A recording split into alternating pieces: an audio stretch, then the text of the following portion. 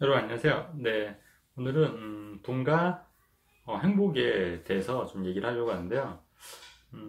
제가 좀 이런 얘기를 하기가 좀 조심스럽긴 한데요. 그래도 제가 이제 생각하는 말을 좀 말씀드리려고 합니다. 이제 그 돈을 어떻게 하면 많이 벌까를 좀 많이 고민하기도 했지만 한편으로는 또 어떻게 해야지 또 잘 살고 또 우리가 이제 지구에 한 번 온 인생 어떻게 하면 잘 살아야 될까 이런 생각을 좀 많이 했거든요. 근데 이제 돈을 많이 버는 것도 중요한데 내가 어떻게 살아야겠다 이런 생각도 많이 하시고 고민하는 삶이 음, 그것도 나쁘진 않은 것 같아요. 괜찮은 것 같은데 그래서 제가 이제 고민했던 바를 좀 말씀을 드리려고 해요. 여러분 그 돈 많이 벌고 싶으시죠? 돈. 근데 항상 이게 돈이 많다고 꼭 행복하고 또 만족할 만한 삶은 아닌 것 같아요. 돈이 많으면 행복하다고 하면은 실제로는 뭐 우리나라 뭐 재벌 그룹이나 이런 분들이 정말 행복하셔야 되잖아요. 하지만 이제 그런 분들도 우울증을 앓는 경우도 있고 그다음에 심지어는 자살까지도 하시는 분들도 많이 있습니다. 그리고 그 예전에 그 좀 자료를 봤더니 꼭 그 잘 사는 나라에 있는 사람들이 행복한 건 아니고 오히려 못 사는 나라의 사람들이 행복도가 더 높다고 이런 조사가 나왔기 때문에 이 돈과 행복의 상관관계는 반드시 정비례하지는 않는다 이런 말씀 좀 드리겠습니다. 어떻게 좀 동의하시나요? 근데 이제 그렇다고 또 행복을 위해서 이 돈이라는 게 너무 없으면 기본적인 욕구 충족이 안 되잖아요.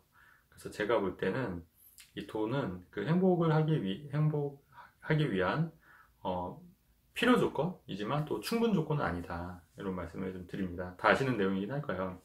자, 그렇다면 얼마의 돈이 있어야 우리가 행복을 느낄까? 이 부분도 좀 제가 고민을 해봤어요.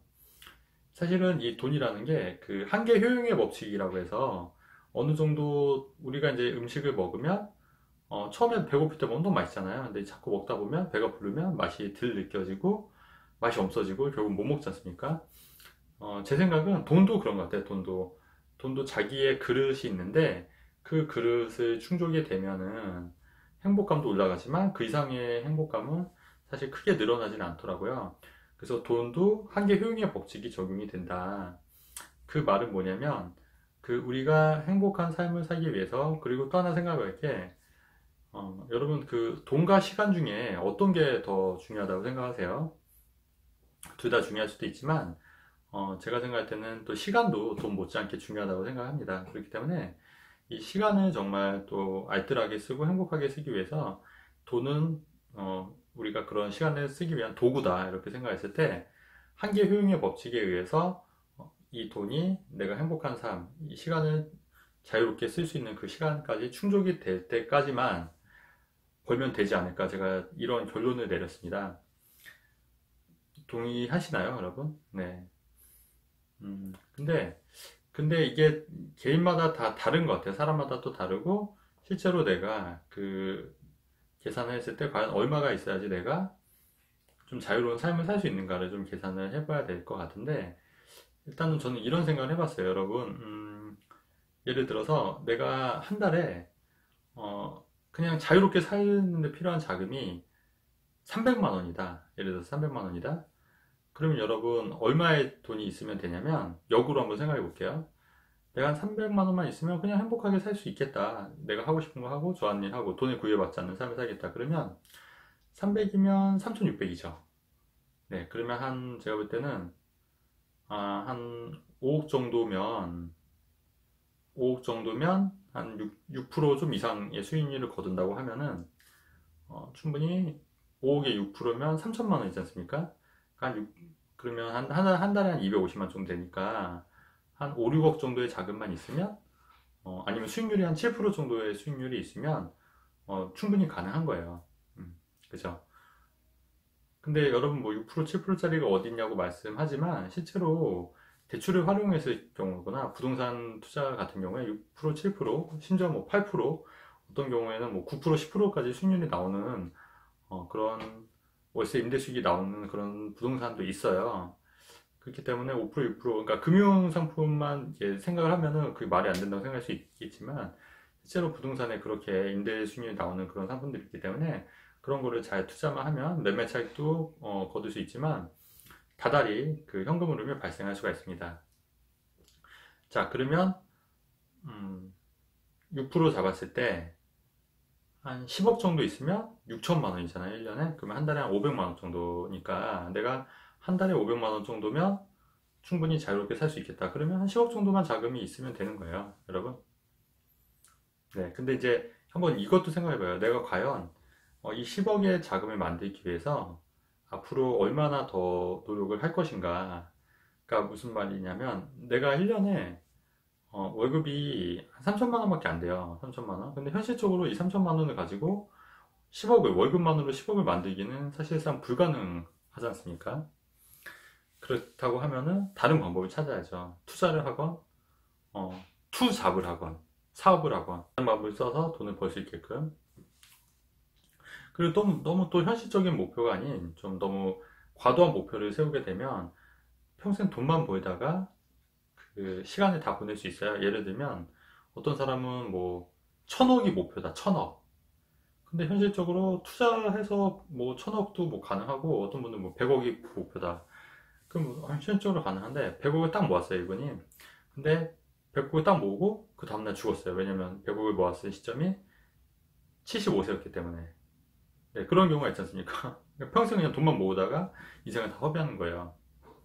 그렇기 때문에 일정 수준의, 그러니까 현실적으로 가능한 목표 금액을 정하는 게 중요할 것 같아요. 그래서 뭐 어떤 분들은 또 몇 천억을 모으겠다, 몇백억을 모으겠다, 몇십억을 모으겠다, 뭐 다 좋은데 현실적으로. 근데 제가 생각할 때 우리가 이제 제가 좀 생각을 해보니까 좀 자유롭게 쓸 수 있는 게 그 거주 요건이 어떠냐에 따라 좀 달라지긴 하더라고요. 그러니까 무슨 말이냐면은 강남에 있는 집은 30억짜리도 아파트도 있지 않습니까? 근데 만약에 내가 30억을 벌었는데 강남에 있는 아파트 30억짜리 사면 사실 뭐 더 이상 쓸 돈은 없는 거잖아요. 네, 그렇게 되는 거고 또 서울 시내 웬만한 집은 다 10억 이상 하는 것도 있고 또 20억짜리 하는 집도 있고 그렇기 때문에 내가 거주할 곳을 한 어느 정도의 자금을 할 건지 네. 서울 같은 경우에는 그래도 한 10억 정도의 자금이 있어야지 아파트를 사는 경우고요. 약간 수도권 외곽만 가도 사실은 3, 4억대 아파트를 살 수 있는 데도 많이 있어요. 그렇다고 하면은 제 생각은 만약에 내가 현실적으로 그런 곳에서 살고 현금으로 10억을 만들겠다. 아니면 토탈 재산이 10억이 되겠다. 그러면 뭐 3억짜리 뭐 3, 4억짜리 아파트 살고 6, 7억 정도는 이제 투자할 수 있는 거지 않습니까? 현금으로 발생하게. 뭐 그 정도만 하더라도 내가 이제 한 달에 그 쓰는 자금을 이제 쓸 수가 있고 이제 돈과는 상관없이 뭐 하고 싶은 일을 할 수가 있는 거죠. 그래서 일단은 여러분 그 돈을 버는 것도 중요한데 그 목표를 로드맵을 좀 세워보는 것도 중요할 것 같아요. 그래서 내가 과연 내가 나이가 지금 현재 몇인데 내가 현재 몇 살이고 현실적으로 내가 얼마를 언제까지 벌어서 좀 자유롭게 인생을 살까 한번 고민해 보는 것도 그 다음에 계획을 잡아보는 것도 부자가 되는 첫걸음 그 다음에 재테크의 첫걸음이 되지 않을까 그런 생각을 하게 됩니다. 그리고 또 하나 또 제가 말씀을 드리면 어떤 분들은 그 돈을 벌어서 이제 사치품을 좀 사시는 분들이 많아요. 뭐 명품 옷을 산다거나 명품 선글라스를 산다거나 명품 안경을 산다거나 뭐 그것도 뭐 나쁘진 않은데 제 생각은 저도 좀 고민을 많이 해봤거든요. 어떻게 돈을 써야지 좋게 쓰는 건지. 근데 제가 내린 결론은 저는 이제 경험을 사는 거에 돈을 좀 많이 투자를 하는 편이에요. 그러니까 예를 들어서 여행을 간다거나 아니면 새롭게 전혀 해보지 않았던 경험을 쌓는 것, 그리고 또 뭐가 있을까? 좋은 인간관계를 맺는데 쓰는 거, 네, 이런 게 제가 돈을 쓰는 거고, 제가 뭐 따로 뭐 사치품을 뭐 사거나 이러진 않거든요. 네, 별로 관심도 없고, 네. 그래서 한번 그런 것도 생각해 보는데, 왜 우리가 경험을 사야 되냐면, 여러분 이런 것도 있더라고요. 우리가 맨날 그 쳇바퀴 돌듯이 똑같은 인생을 살면은 사실은 시간이 우리가 똑같은 주어진 시간은 다 같지만 쳇바퀴 도는 삶을 사는 것과 뭐 여행도 다니고 뭐 여러 가지 다양한 경험들을 쌓는 그런 추억들 그런 경험들이 이렇게 많아지면 사실은 쳇바퀴 도는 인생을 사는 것과는 정말 다를 수밖에 없거든요. 네, 인생도 훨씬 더 길게 느껴지고요. 그렇기 때문에 똑같은 시간은 한정적이라고 하면은 우리가 더 인생을 풍요롭고, 그 다음에 우리가 이왕 이 지구에 왔지 않습니까? 그러면 좀 다양하게 좀 경험을 해보아야 되잖아요. 그런 걸 하고 싶다고 하면은 사치품보다 경험을 쌓는 것도 좋은 방법이라고 생각합니다. 네. 그래서 오늘은 좀 저만의 좀 돈과 그 행복에 대한 개똥 철학을 좀 말씀드렸고요. 네, 여러분들 생각이 뭐 다 저랑 같을 수는 없다고 생각하고, 여러분들 나름도 한번 고민해 보시고 어떻게 사는 게 맞는지, 또 어떻게 돈을 벌어야 되고, 또 향후 내가 얼마의 자금을 갖고 있으면 좀 자유롭게 살까 한번 고민해 보는 것도 괜찮을 것 같다는 생각합니다. 네. 이번 영상도 내용이 좋으셨으면 좋아요와 구독하기 눌러주시고, 그리고 이번 주 금요일 9시에 제가 실시간 방송을 할 계획입니다. 그래서 그때 실시간 방송 때 제가 추첨을 통해서 저희 댓글 달아주신 분들 중에서 저랑 무료로 상담 받을 수 있는 한 분하고, 그 다음에 제가 책 드릴 분 몇 분을 뽑을 거니까요. 꼭 이번 주 금요일 9시에 실시간 방송 시청해 주시면 좋겠습니다, 여러분. 네.